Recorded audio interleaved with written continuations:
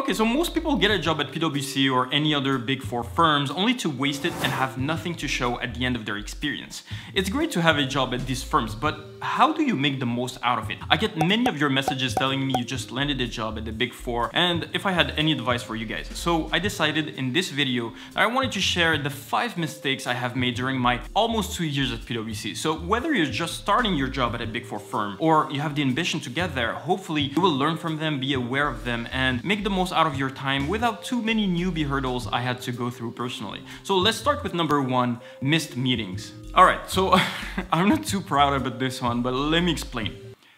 I hate meetings.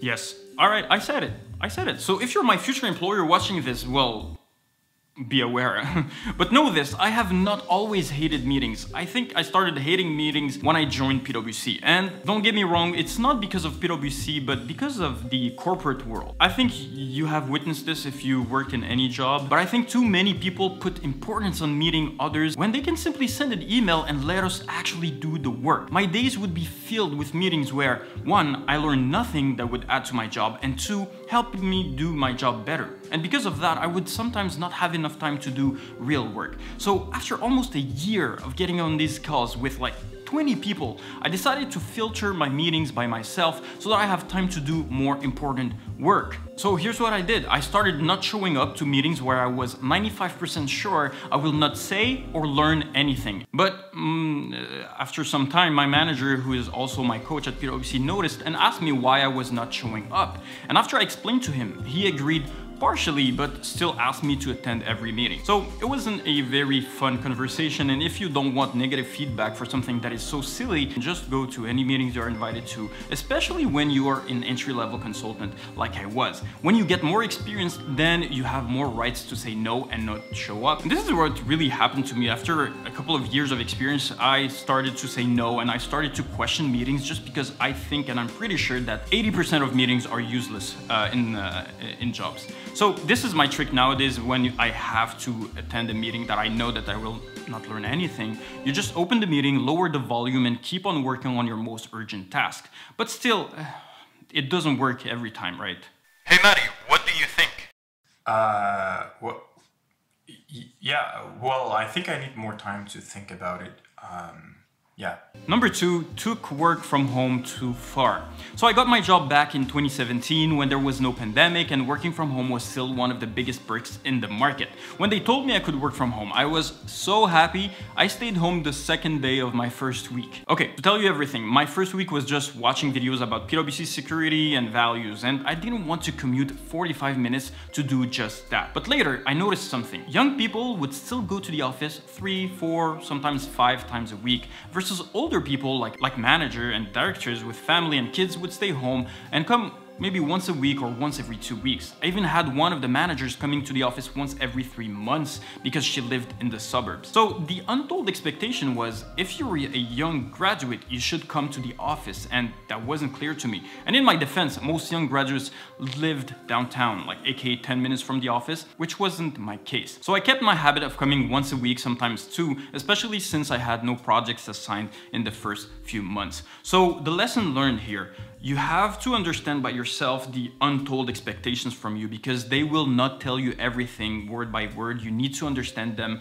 by yourself. Anyway, because of that, because of me not going to the office as often as they wanted me to, I think, I missed many opportunities to get to know PwC even better, and led to my mistake number 3, didn't network enough with people from other departments. So one thing you need to understand at the Big Four firm is that departments work in silos. It's very rare to collaborate on the same project with other departments. So if you wanted to meet other people, you have to be intentional and do it on purpose. And because I was not coming to the office that often, well, I had less visibility to meet other consultants at the coffee machine or at events. And I think this is the mistake I regret the most personally, because I like meeting people doing different things than me. I always end up learning so much from them, and it helps me open my mind. But anyway, if you're at a Big Four firm, take advantage of this. Not all firms will have as many departments as the Big Four. You could be an IT consultant networking with management consultants, consultants, lawyers, corporate finance people, HR managers, etc. Mistake number 4, not proactive enough. Okay, so if you were slightly exposed to consultants, you know proactive is a buzzword, everyone says it, okay? And yes, I will confess, I could have been more proactive. It's just that at that time, I didn't want to. And you know, when you start a new job, you always have this excitement and energy to show off how much you deserve to be there and want to go the extra mile. But after a couple of months, this feeling fades out. As I said, I had no projects during my first few months of my job at PwC. So in the beginning, I was emailing everyone for work almost every day, but then I stopped and started doing it every other week. And I think it was a normal reaction because after getting a few no's, you don't want to bother people anymore. And this is a mistake because you are the only responsible for your career. No one's going to save you, not your manager, not your director, and not your firm. If growing and being visible and getting promoted meant emailing a bunch of people every single week to ask for work, then you need to do it. Basically, to succeed, you always need to ask yourself, how can I go the extra mile? And for some people, this is natural. For others, like me, you need to always be thinking about it. So sometimes I would just give up and not email people and not go the extra mile. So if I had to do it again, I would have put a system in place to always remind myself to over-deliver and find work even when it seemed like there wasn't any. And this would have played a long way in promotion, salary increases, and reputation. And I think I got that right when I moved to DXC. Anyway, my mistake number 5 and biggest one is playing the corporate game. So sometimes you need to fake it until you make it. And I realized impressions are more powerful than reality, especially in the Big 4 firm. If you're working in another firm, please tell me in the comments section if that was your reality as well. But if you look like you're busy and working on big projects, you will be more rewarded than if you're actually busy and working on big projects. That's why usually people will tell you stay visible in the team, ask questions during meetings, participate, come to events. Because the more people see you, the more they will tell themselves you're a good employee, even if in reality you're just normal. It's a game I noticed everyone is playing when working office jobs, but this game can go a bit too far in my opinion. And I'm talking about people not only faking or exaggerating actions, but faking emotions and feelings as well. Well, to tell you the truth, I'm not good at doing it, nor seeing it. I am a very naive person in my day-to-day life. And yes, I said it, so please don't take advantage of me. So, behaving a certain way with people and another way with others, for the sake of keeping a good image at the firm, didn't seem right to me, so I was not very good at it. And I believe there is a healthy balance of showing off your work without faking it too much, and that I was not able to do back then.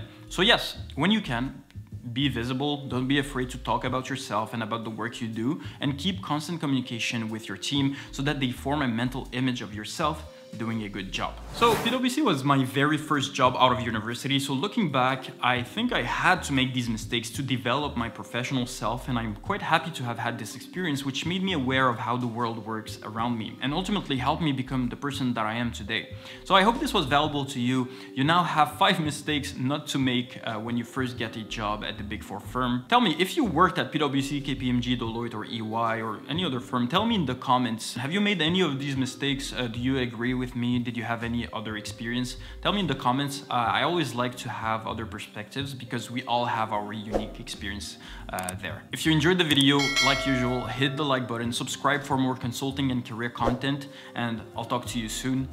Ciao.